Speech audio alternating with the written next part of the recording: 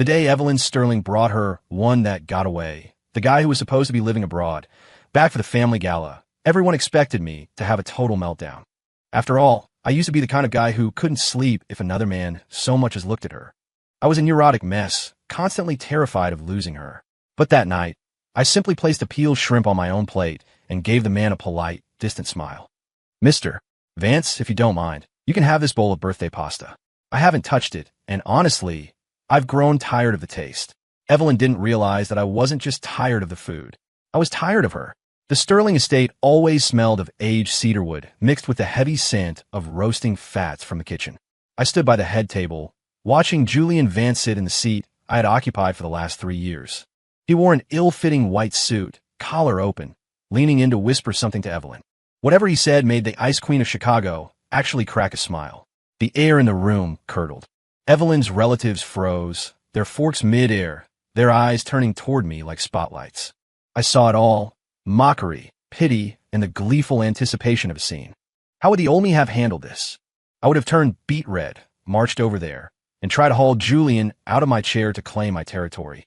Then Evelyn would have humiliated me in front of everyone, and I would have ended the night in a corner, despondently peeling walnuts for her as an apology. In their social circle, it was common knowledge I was the Sterling's lapdog. But today I just felt tired. It was a bone-deep exhaustion, like a rusted gear that had been forced to turn for too long until it finally snapped. Caleb, what are you standing there for? Evelyn finally looked up, her brow furrowed in that signature look of hers. It was the look she gave when she was losing her patience. We pulled up an extra chair over there. Go sit. Julian just got back into the country, and I have things to discuss with him. She said it with such casual entitlement, without a shred of guilt. Julian offered a well-timed, performative look of apology. He started to stand, but Evelyn pressed a hand firmly on his shoulder to keep him seated. Sorry, Caleb. Maybe I should— No need, I interrupted. My voice was so steady it surprised even me. I pulled out a folding chair at the very end of the table, the seat usually reserved for the help, and sat down. Mr. Vance is a guest. A host should always accommodate their guests. Evelyn's hand on Julian's shoulder stiffened. She stared at me, searching my face for even a hint of repressed rage. She found nothing. I picked up my fork and took a bite of some sautéed bitter melon.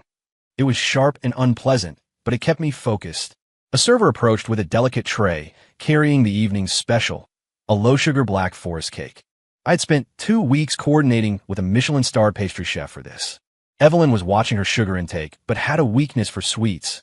I'd gone through 10 different recipes before settling on this one. The server instinctively moved toward the head of the table. Wait, I said, putting down my fork. That cake isn't fresh. Take it back. The server blinked, confused. Mr. Thorne, this was just delivered. I said, take it back. I looked at the server. My voice wasn't loud, but it carried a cold, professional finality. Or throw it out. I don't care. A dead silence fell over the table. Evelyn's face darkened visibly. She slammed her fork on her china plate with a sharp clack. Caleb, what kind of tantrum is this? Right now? In front of everyone. She hissed, her voice laced with warning. In the past, that tone would have sent me into a spiral of panicked apologies, like a schoolboy caught misbehaving. Now I just found it noisy. I dabbed my mouth with a silk napkin and stood up. My apologies, everyone. Please, enjoy your meal. I have a conference call at the office. I'll be heading out. No argument. No hysterics. No tears. I simply turned and walked toward the exit. I heard the screech of a chair behind me. Evelyn standing up, but she must have sat back down quickly.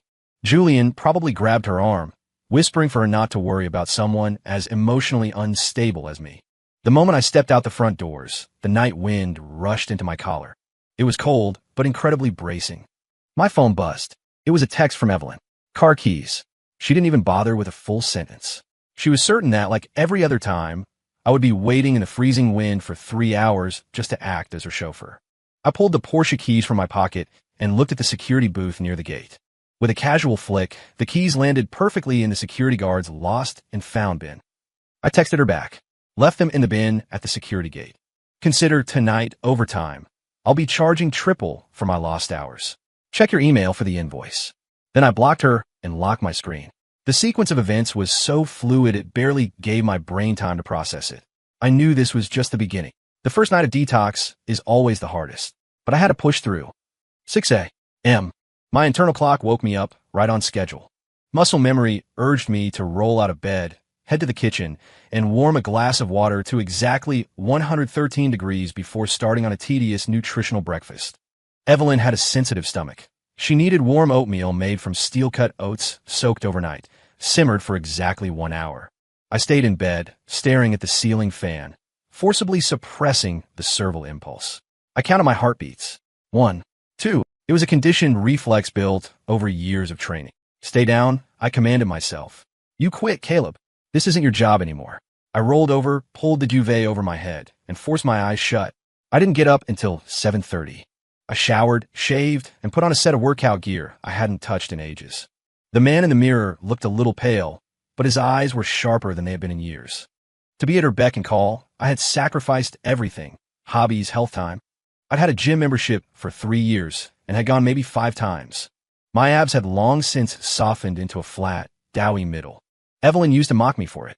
Caleb, you can barely even carry me anymore. Back then, I just gave her a stupid grin. I'll work on it. I never told her that I had a chronic back injury from the time I carried her 3 miles home in the rain when she was too drunk to walk. I put on my headphones and headed to the gym in my building. The rhythmic hum of the treadmill drowned out the persistent buzzing of my phone. I knew it was her. 7:50 was her wake-up time. Without my wake-up call, without her warm water, without her perfectly steamed blouse, she was definitely going to be late today. But my focus was on the numbers on the screen. 3 miles. 4. 5. Sweat poured down my forehead, stinging my eyes. That pure, physical pain felt strangely wonderful. I didn't step off the machine until 9. I checked my phone. 23 missed calls. All from Evelyn.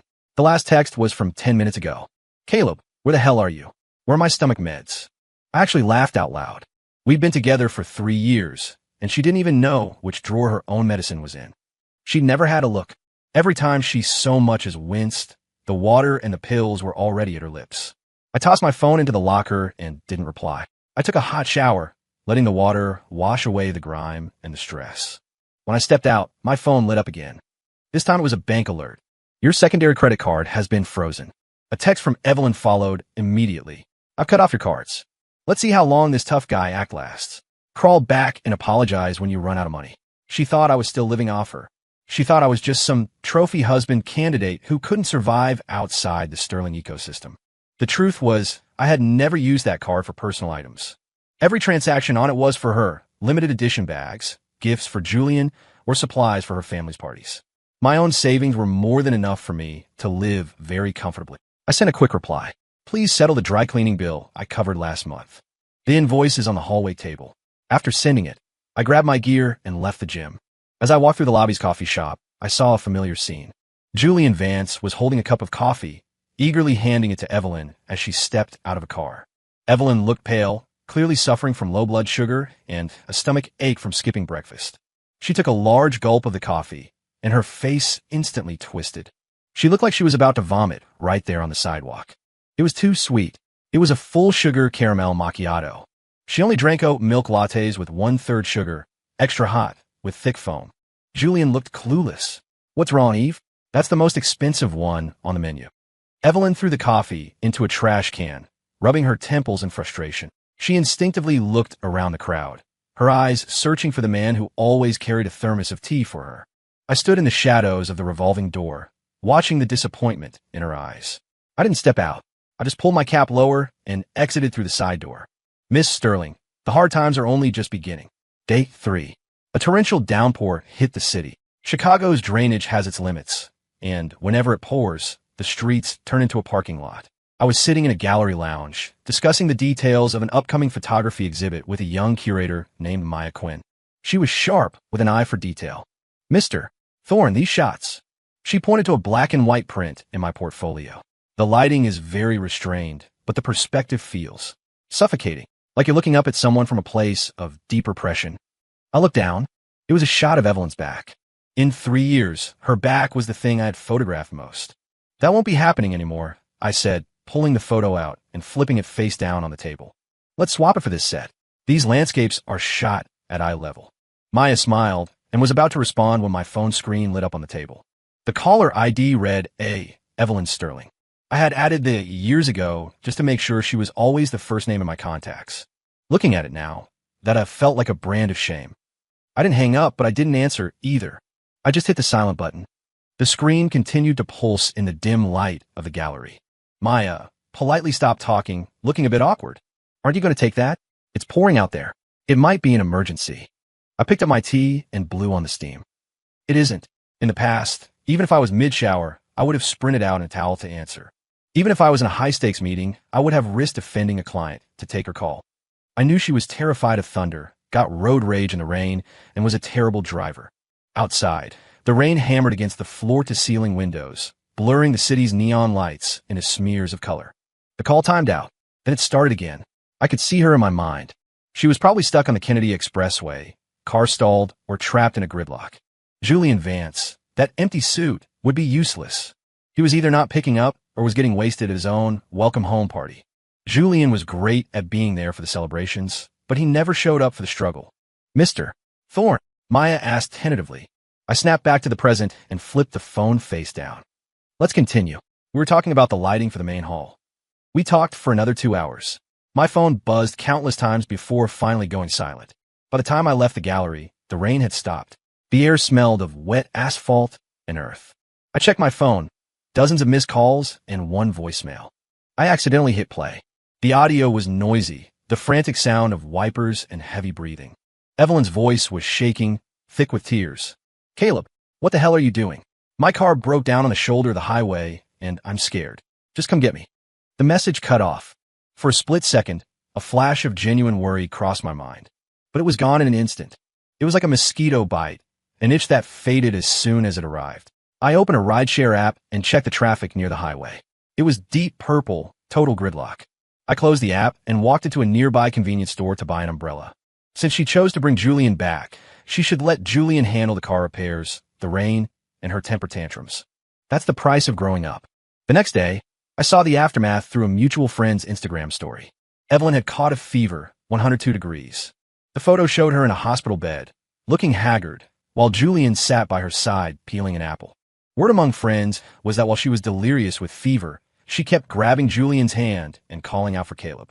When she woke up and saw it was Julian, she threw a fit and knocked the fruit bowl across the room. Julian played the hero, claiming he had braved the storm to carry her to safety. I knew he was lying. I'd seen a post he'd made that night, tagged at a bar with the caption "Rainy Night Vibes," which he deleted quickly. I had the screenshot. I didn't bother exposing him. Looking at the photo of Evelyn's eyes, full of resentment even while sick, I just felt relieved. Relieved that the person sitting there acting as her emotional punching bag was no longer me. I closed Instagram and texted Maya. I've reviewed the contract. It looks good. I'll come by to sign tomorrow. My new life was taking shape, piece by piece.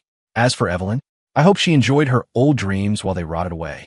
The auction house was chilled by aggressive air conditioning, the air thick with the scent of expensive perfume and old paper. I sat in the third row on the right, flipping through the heavy velvet catalog. I was there on behalf of a new high-profile client, a collector of vintage jewelry who wanted a specific piece called the Tear of the Deep, a sapphire brooch. It was a strange coincidence. 3 years ago, Evelyn had pointed to that exact brooch in a fashion magazine and offhandedly remarked, "That color would really bring out my eyes." I had made a mental note of it and saved for 3 years, intending to surprise her for her birthday tomorrow.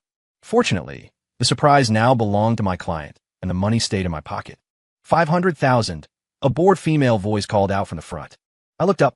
Evelyn was holding her paddle, looking back at me. She was wearing a plunging black gown, her neck long and elegant like a proud black swan. Julian sat next to her, fussing over her as he draped his blazer over her shoulders. Her gaze was full of a haughty certainty. She clearly thought I was there to bid on the brooch as a peace offering to her. In her mind, all my savings and efforts were destined to flow back to her. I ignored her look and calmly raised my paddle.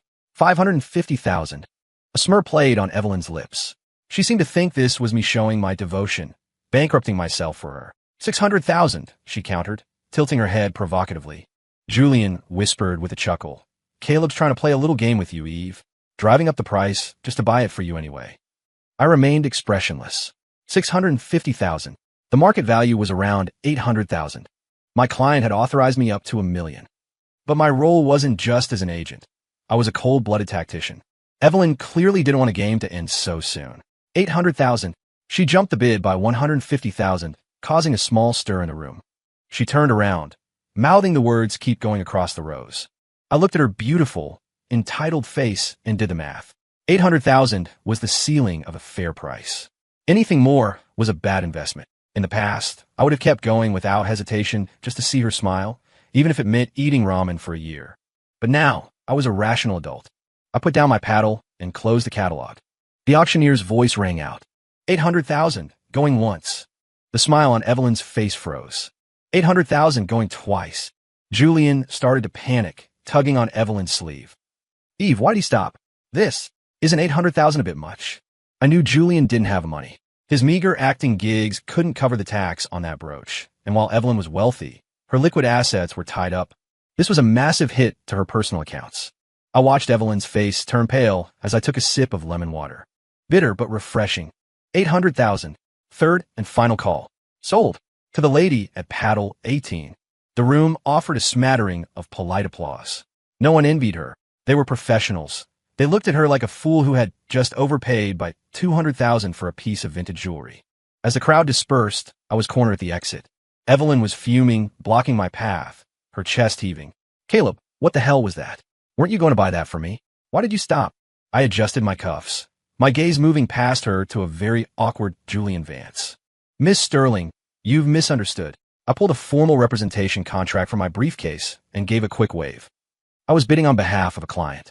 My limit was 700,000. Since you were so determined to have it at 800, I thought it best to step aside. Evelyn went rigid. She stared at the contract as if trying to burn a hole through the paper. You were buying it for someone else? Obviously. I replied, my tone as flat as the weather report. Did you really think I was still the kind of idiot who would empty his life savings for a passing whim of yours? Julian tried to play peacemaker. Caleb, come on, that's cold. We're all friends here. Mr. Vance, I interrupted, glancing at the Patek Philippe on his wrist, another item bought on Evelyn's credit card. The payment deadline for that brooch is 24 hours. If you default, you lose the deposit and get blacklisted by every auction house in the city. Instead of trying to be my friend, maybe you should figure out how to scrape together 800 grand. I stepped around them and walked toward the car waiting at the curb. Behind me, Evelyn screamed, Caleb, get back here. I didn't look back. The car door shut, sealing out the noise. I pulled out my phone and messaged my client. Bid failed. The other party overpaid significantly. I advised against following. My client replied instantly. Thanks, Caleb. Rationality is key in this market. See, in the real world, being rational is praised. It was only in Evelyn Sterling's world that it was treated as a crime. Friday night. Deep Blue, a high-end lounge downtown. This was the usual spot for our social circle. The lighting was low, and jazz drifted through the smoke-tinged air. When I walked in, a burst of laughter erupted from the VIP booth. I bet a pack of Cubans that Caleb doesn't last 3 days, said Leo Miller, Evelyn's childhood friend who had always looked down on me. 3 days? You're giving him too much credit, another voice chimed in.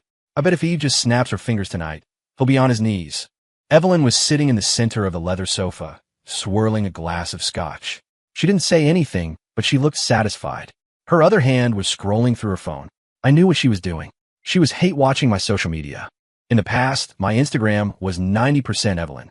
Whether it was a photo of breakfast eggs or a flower on the sidewalk, she was always tagged with some mushy caption. It was a 7-year-old diary of a man obsessed. Now it was a blank slate. I'd set my profile to past 3 days only.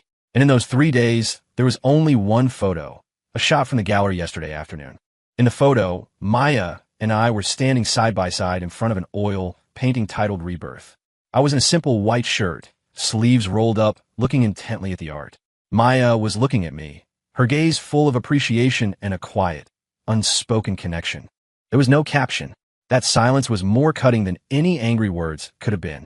Clink. Evelyn slammed her phone face down on the table, the force rattling the ice in her glass. Who is that woman? She finally asked, her voice cold as ice. The booth went silent. Just then, the hostess opened the door. Mr. Thorne has arrived. All eyes snapped toward me. I walked in, but I wasn't alone.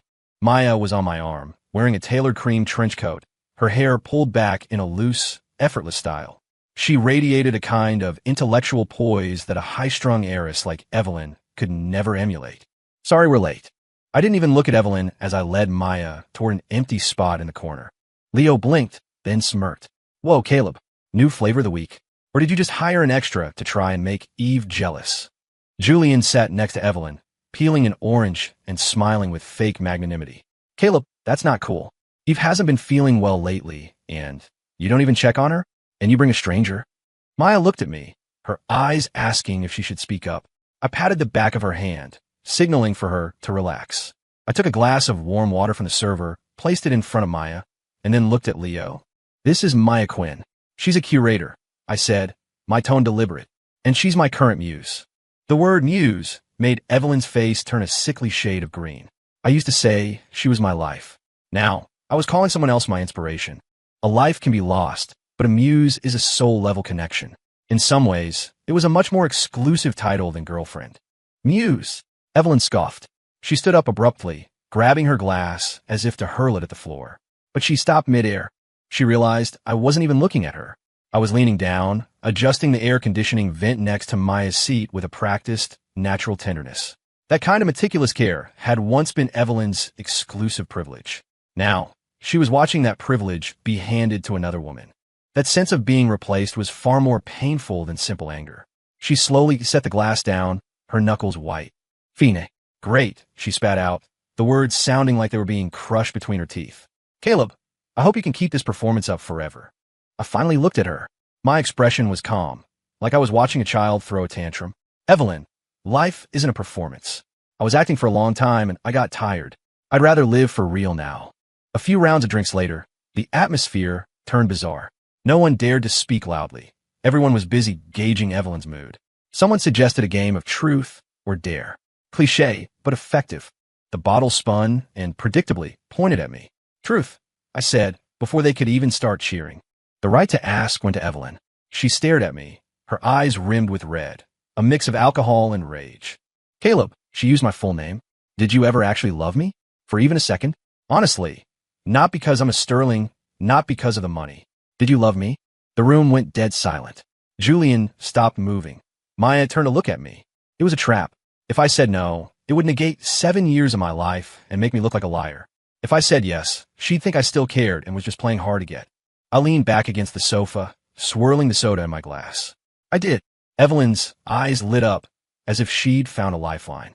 But I continued. It was the kind of love a kid has for Superman. What does that mean? She frowned. It means it was a fairy tale.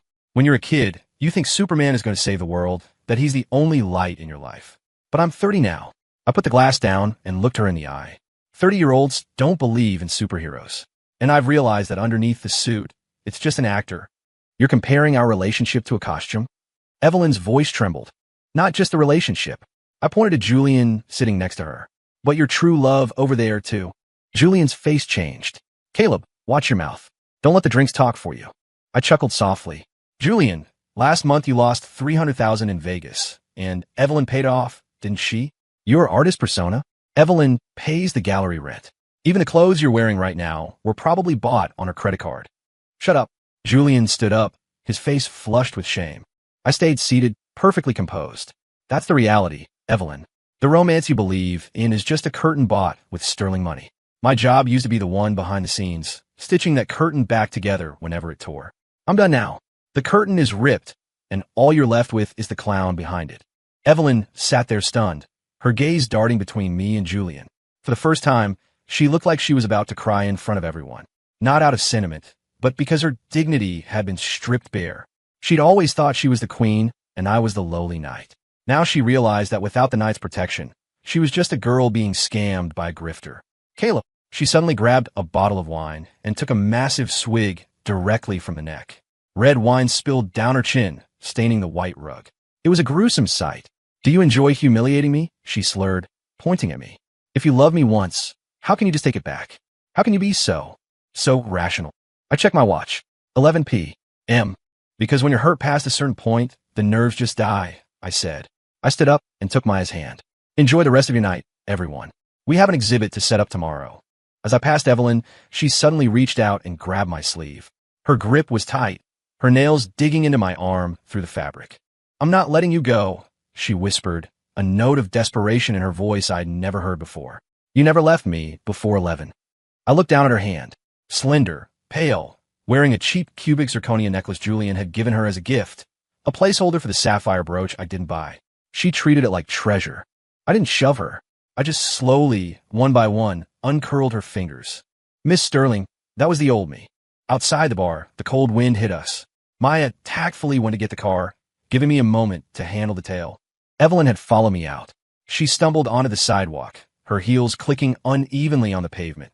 Caleb, she threw her arms around me from behind. The smell of heavy alcohol mixed with her expensive rose perfume enveloped me. I used to think it was the most intoxicating scent in the world. Now it just felt suffocating. My body reacted faster than my brain.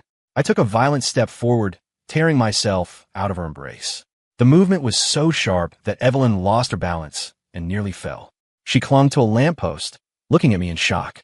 You're dodging me? Her voice was full of disbelief. In the past, if I just reached out, you'd come running like a dog. Now I hug you and you dodge. I brushed off the spot where she'd touched me, as if cleaning off something dirty. Evelyn, have some self-respect. Self-respect. She laughed like it was the funniest joke she'd ever heard, stumbling toward me. We slept together for 3 years, and now you want to talk about self-respect? Don't act so holy, Caleb. She tried to get close again, reaching for my hand. I stepped back, maintaining a safe distance. Do you smell that? I asked suddenly. Evelyn froze. What? The scent on me. I pulled at my collar. You used to force me to wear that cold cedarwood cologne because you said it matched your taste. I actually hated it. It was too cold. It gave me a headache after a while. Evelyn instinctively sniffed the air. Right now, I smelled of faint, dry tobacco mixed with the scent of laundry soap from my freshly washed clothes. It was warm, rough, and real. It was the scent of Caleb Thorne, not the scent of an accessory to Evelyn Sterling. You always tried to control everything about me, including how I smelled. I looked at her confused eyes. This scent is who I am. And that rose perfume of yours? To me, it's just an allergen now. Evelyn's face went white under the streetlights. The physical rejection was more terrifying to her than my words. The body doesn't lie. Every pore of my being was recoiling from her. That physiological revulsion finally shattered her last illusion. Caleb, she started to say something, but a black sedan pulled up to the curb. It was the Sterling family driver. I called him. Take Miss Sterling home, I told the driver. The driver nodded respectfully and went to help her. Evelyn struggled, but I was already walking toward Maya's car. By the time I got back to my apartment, it was late. I flipped on the light in the entryway. 2 massive cardboard boxes were sitting by the door just delivered. I had packed them days ago, but hadn't sent them. Since the break was final now, I might as well be thorough. I took a photo and sent it to Evelyn. These boxes contain every gift you gave me over the last 7 years. I had the watch fixed. It has a new strap. That shirt you bought in the wrong size? Never worn. Tags are still on it. All the little trinkets you gave me when you were in a good mood are there too. Sent. Then I added one more line. Everything is returned. I don't owe you a single cent of emotional debt anymore. This is a clean break. If I was on a detox, I had to clear the house of every trace of the drug. I went into the bathroom. The man in the mirror finally looked clear-eyed. I turned on hot water and scrubbed away the last lingering scent of roses. From tomorrow on, Caleb Thorne would just be Caleb Thorne. Evelyn stared at those 2 returned boxes as if they were unexploded bombs. She didn't call a servant. She found a pair of scissors herself and sliced through the packing tape. The boxes were packed tight. On top was a Zegna shirt she'd picked up on a business trip to Italy. She bought it 2 sizes too big, and I'd never worn it. Below that was a Patek Philippe with a face I'd fixed myself using secondhand parts. There were lighters, tie clips, and even a car key she'd tossed at me once. She pulled them out one by one, her movements frantic, as if she were searching for a shred of lingering affection. Her hand finally hit a black leather notebook at the bottom of the box. It was my observation journal, or more accurately, my medical chart. I used to carry it everywhere. She thought I was recording her likes and dislikes, and used to mock me for it. Caleb, is your memory really that bad? You have to write down that I hate cilantro. She opened the first page. The handwriting was neat, like a printout. March 12th, 2018. Sunny. Subject's behavior. Threw a glass of red wine at me in public, called me a gold-digging dog. Physiological response. Heart rate 120, facial flushing, slight stomach cramping. Psychological evaluation. Pain level 3. Effective. I can still feel shame, which means the nerves haven't completely died. Evelyn's hand shook. She flipped forward. May 20th, 2019. Rainy. Subject's behavior. Stood me up to go to a movie with Julian Vance. Physiological response. Stood in the rain for 4 hours, core temperature dropped, legs went numb. Psychological evaluation. Pain level 4. Jealousy is faint, less intense than the physical cold. The medicine seems to be losing its effect. September 9th, 2020. Overcast. Subject's behavior. accepted the proposal. Physiological response, none. Psychological evaluation. I found myself thinking about the stock market instead. The treatment should end soon. Side effects are too high. ROI is too low. There wasn't a single romantic word in the entire book. It wasn't a diary of devotion. It was a cold, clinical experimental report. Evelyn's face went from red to white, and then to a deathly gray. She had always thought she was the benevolent goddess, and I was the begging dog. This journal told her the truth. She was the drug, the lab rat, the tool I used to confirm I was still alive. Caleb, she whispered as she saw the last line. Recommendation: stop medication, cut losses. The charm she prided herself on, the confidence that she controlled everything. It was all crushed by that black notebook. The most heartless person in the room had always been me. The Sterling Group crisis hit faster than I expected. It was inevitable. Evelyn had spent the last 2 years focused on her romance with Julian, leaving the core business full of holes. Monday morning, the company faced a massive PR nightmare.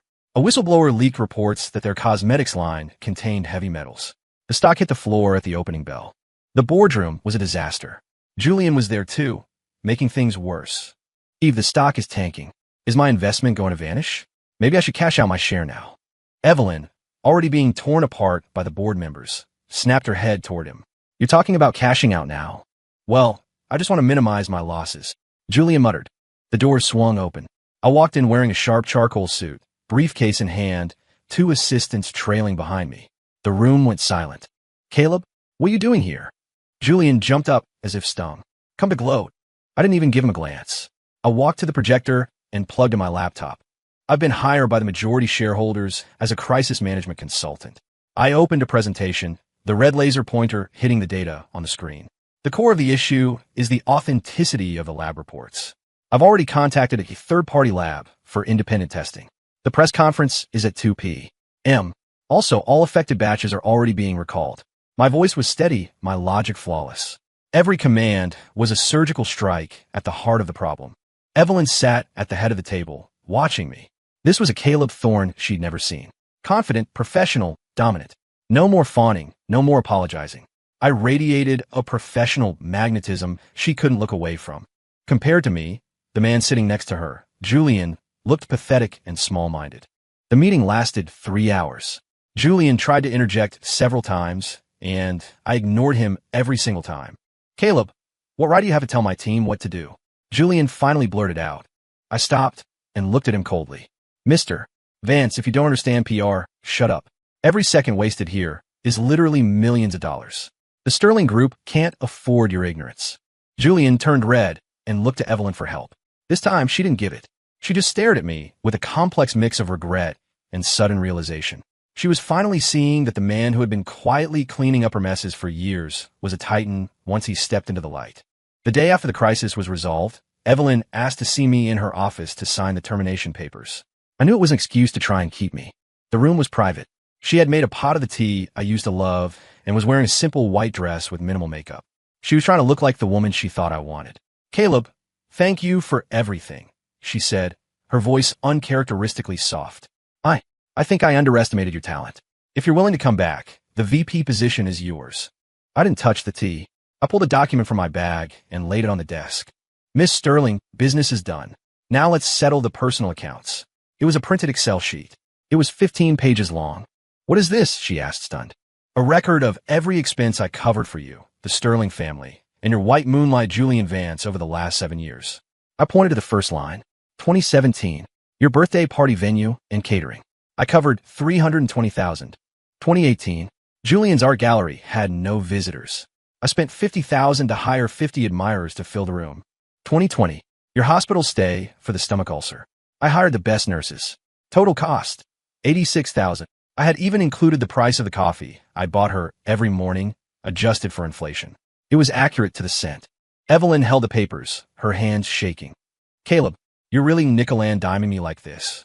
Good fences make good neighbors, I said calmly. I was willing to spend that money back then because I viewed it as an investment or a medical bill. But the project is over, and I'm reclaiming my sunk costs. Am I just a business transaction to you? Tears finally fell from her eyes. In the past, one tear would have had me on my knees begging for forgiveness. Now, I just saw it as a bad performance. Miss Sterling, I said, standing up and straightening my jacket. I don't sell my soul, and I don't buy into sob stories. You owe me this money. Wire transfer or check within 3 days. Otherwise, the demand letter goes to Julian's studio. Why, she sobbed. You don't even need the money. Because it's the principal. I looked her in the eyes. Only when the debt is settled can we truly be strangers. I don't want to think of you in the future and feel like I lost money on a bad deal. Evelyn slumped in her chair, watching me leave. That bill was a slap in the face that stripped away her last bit of pride. She finally understood that the man who once gave her his heart wouldn't even give her a dollar for free now. Today is my birthday. In years past, I would have spent all day cooking a massive meal, only for Evelyn to show up late or forget entirely. But this year, the city's digital billboards were scrolling a message. Happy birthday, Caleb. Evelyn Sterling. She'd even hired drones to fly over the lake in a giant heart shape. It was a spectacle. She was trying to use this gaudy, new money display of regret to win me back. Too bad my phone was off. I was at a small, hole-in-the-wall pasta place on the south side. It only had 6 tables, but the food was incredible. Maya was sitting across from me. She didn't give me a flashy gift. She just handed me a sketch she'd done. It was a drawing of my back as I worked in a darkroom. Happy birthday, Caleb, she said with a warm smile.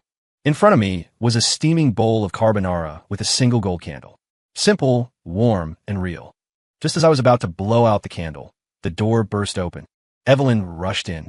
Her hair was a mess from the wind, and her designer gown was spotted with mud. She had clearly searched the whole city to find me in this obscure corner. She was carrying a massive, expensive designer cake box. When she saw me with Maya and the modest little cake on our table, she froze. Caleb, she gasped, her eyes locked on the sketch Maya had given me. I bought every ad screen in the city for you, and you're eating in a place like this?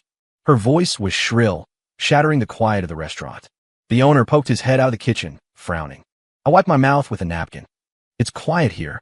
The food is better. I didn't even stand up, and the billboards were too bright. They hurt my eyes. Evelyn marched over and slammed her cake on the table, nearly knocking over my pasta. Come back with me. I have a surprise for you. Everything you ever wanted, Miss Sterling. I moved my hand away from her, leaning back to create distance. You're disturbing my guest. The word guest drew a hard line between us and protected Maya's dignity. Evelyn looked at me in disbelief. I'm your fiancé. She's the guest. Ex-fiancé y corrected. I turned to Maya and gave an apologetic smile. Sorry for the scene. This pasta is better while it's hot. Maya nodded graciously and went back to her meal, completely ignoring the hysterical woman next to us. That silence hurt Evelyn more than an argument ever could. She stood there holding a 5-figure cake, feeling like an unwanted clown. I didn't care.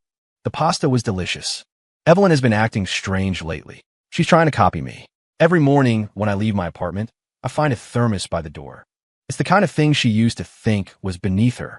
Inside is plain oatmeal and some burnt eggs. I heard she burned 3 of her fingers trying to learn how to cook. If this were the old me, I'd be frantic, rushing to buy the best burn cream and applying on my knees. Now I just step around the thermos like it's a bag of trash. One evening, it started to drizzle as I left my office. Evelyn was standing there. No umbrella, no driver, just standing in the rain. She was clutching an old, cheap blazer, one she'd once told me to throw away. She'd found it somewhere and cleaned it. The scene was hauntingly familiar. I had stood in the rain just like that countless times for her. When she saw me, her eyes lit up. She ran over, holding out the dry jacket. Caleb, it's raining. Don't get cold. Water dripped from her hair. Her makeup was smudging, and her proud eyes were full of desperate pleading. My colleagues were staring, some even taking photos. She thought that by reenacting my pain, I would feel some kind of sympathy. I just felt annoyed, very annoyed. I stopped and took out my phone. Miss Sterling, your behavior is seriously interfering with my life and work. Caleb, I just want to take care of you. You did it for me. Why can't I? Because I don't want it. I dialed a number. Hello, 911. I'm at the financial center tower. There's a woman harassing me and obstructing the entrance. Please send someone. Evelyn froze, her face turning paler than the rain. You're calling the police? I've been standing here for an hour, and you're calling the cops. If you want to play the martyr, do it at your mansion. This is a public place. I hung up, opened my umbrella, and walked into the rain. 10 minutes later, the police arrived. The Sterling heiress being detained for harassing her ex-boyfriend was going to be front-page news tomorrow. I didn't have time to care. I had just received another notification. Julian Vance had been arrested. Fraud and illegal solicitation of funds. He had been using a shell company under the Sterling umbrella to wash money without Evelyn's knowledge. To support him, she had signed too many documents without reading them. The man she treated like a white moonlight was actually a parasite who had pushed her toward a legal abyss. And there she was, standing in the rain with a bowl of oatmeal, trying to win back an audience that had already left the theater. How ironic. Evelyn got sick. This time, it wasn't an act. Between the shock of Julian's arrest, the constant stress, and standing in the rain, she developed severe pneumonia that led to myocarditis. Mr. Sterling called me 7 times. This was the man who once looked down on me as a social climber. He sounded broken on the phone. Caleb, I'm begging you. Just come see her. She won't eat. She won't cooperate with the doctors. She just keeps saying your name. The doctors say she's in real danger. Out of basic human decency, I went. The hospital room smelled of antiseptic and lilies. Evelyn had wasted away. She was hooked up to an 4, looking skeletal. When I walked in, her dull eyes flared with life. Caleb, I knew you'd come. She struggled to sit up, but I pressed her shoulder down. Stay down, I said. My voice was flat. I'm staying for 10 minutes. Your father said you aren't taking your meds. Evelyn grabbed my hand with surprising strength. If I take them, will you come back? No. I pulled my hand away and tucked the blankets around her with the clinical precision of a nurse. Evelyn, don't use your health as a bargaining chip. I cared once, so it worked. Now, if you starve yourself to death, I'll just send a wreath to the funeral. That's it. How can you be so cruel? She sobbed in her pillow. I know I was wrong. I see Julian for what he is now. He's a monster. Caleb, we had 7 years. How many 7-year stretches do we get in a lifetime? Let's start over. I'll change. I'll change everything. Change. I looked at her, feeling only exhaustion. If you break a mirror and glue it back together, the cracks are still there. Every time you look into it, you won't see yourself. You'll see the scars of the past. I pulled an invitation from my pocket and set it on the nightstand. It was a bright red, gold embossed card. I wasn't going to give you this, fearing it would set back your recovery. But since you're still dreaming, you might as well have the truth. Evelyn's hand trembled as she opened the invitation. Groom, Caleb Thorne. Bride, Maya Quinn. Date, next month. I'm getting married, I said, watching the color drain from her face. Maya is pregnant. I'm looking forward to being a father. For the sake of propriety, we shouldn't see each other again. No, this isn't real. Evelyn shook her head frantically, trying to tear the invitation. It's just paper. Tear it up. The wedding still happens. I turned to leave. Behind me, I heard a glass shatter against the door and Evelyn's gut-wrenching screams. Caleb, you can't do this to me. I won't let you marry her. I walked out and shut the door, sealing away the noise. Her father was standing in the hall, looking ashamed. Mr. Sterling, take care of her. A therapist will be more useful than I am. I nodded and walked away. For the first time, I felt completely light. The wedding was at a small estate in the countryside. No media, no grand spectacle, just close friends and family. It was simple and warm. Maya was in a minimalist silk gown, holding a bouquet of lilies of the valley. She stood in the sunlight, looking like an angel. I looked into her eyes and saw a clear pool of water, reflecting exactly who I was. No games, no power plays, no suffocating emotional labor. Ido. When I said those words, I felt a profound sense of peace. As we were exchanging rings, there was a commotion at the gate. A woman in a wedding dress burst through the security line. It was Evelyn. She was wearing the custom couture gown we were supposed to use for our wedding 3 years ago. Back then, she complained the train wasn't long enough or the diamonds weren't bright enough. Now, the expensive dress hung loose on her thin frame. The hem was covered in mud, and her veil was torn. She looked like she'd escaped from a psychiatric ward. Caleb, she stumbled toward the altar. The guests gasped. You can't marry her. You're mine. Maya gripped my hand. I squeezed it back reassuringly and stepped in front of her. Don't worry. I turned to face Evelyn. No anger, no embarrassment. It was like looking at a stranger who had too much to drink. Security, I said calmly into my mic. Please clear the area. Don't frighten my wife. 4 large security guards surrounded her, stopping her about 15 feet from the aisle. Let go of me. I'm a Sterling. I'm Caleb's fiancé. Evelyn struggled wildly, dropping a bottle of wine she'd been clutching. It shattered, red liquid splashing on her white gown like ugly bloodstains. Miss Sterling, please leave, the guard said, firmly lifting her by the arms. She was dragged away, one of her shoes falling off. She stared at me, her eyes full of raw pleading. Caleb, look at me. I'm wearing the dress you loved. You said I was the most beautiful bride. Look at me. I picked up the microphone and addressed the guests. Apologies, everyone. A stranger had a bit too much to drink and wandered into the wrong venue. Let's continue. A stranger. That was the final word on her role in my life. Evelyn stopped struggling. She went limp like a broken doll as the guards dragged her out.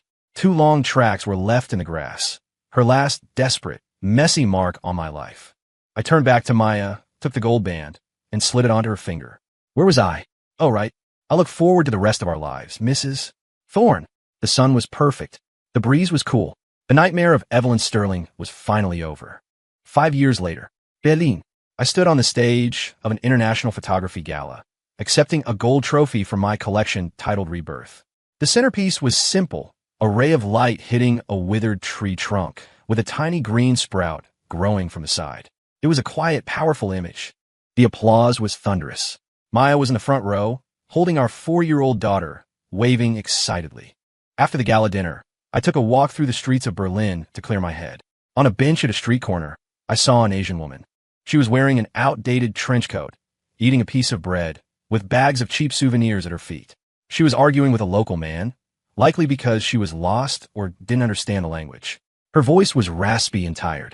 As I walked by, she seemed to sense something and turned her head sharply. Our eyes met. Her face had aged. There were wrinkles around her eyes, and her gaze was weary and cynical.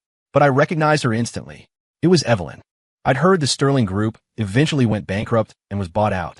She'd sold the family estate to pay off debts and then vanished. I never expected to see her here. She stared at me, forgetting to chew her bread. I was in a custom suit, trophy in hand, radiating the calm of a happy, successful man. She looked like a drifter. Caleb, she whispered, her voice trembling with a flicker of hope. I stopped. I looked at her the way I would look at a tree or a brick wall. No emotion, no hatred. Hatred means you still care. Forgetting is the only true end. I didn't speak. I just gave a polite, tiny nod like I would to any passerby. Then I looked away and kept walking. Sir, she called out behind me. Do we know each other? Just then, Maya and our daughter came out of a convenience store and ran toward me. Daddy, my daughter cried, jumping into my arms. Maya smiled. Who was that, honey? I saw her talking to you. I picked up my daughter with one arm and took Maya's hand with the other. I glanced back at the figure fading into the night. I don't remember, I said with a light, easy smile. Just a stranger asking for directions, I think. The 3 of us walked away, our laughter blending into the Berlin night. Whether that stranger was crying behind us or full of regret didn't matter. In my story, there was no more Evelyn Sterling. Story complete.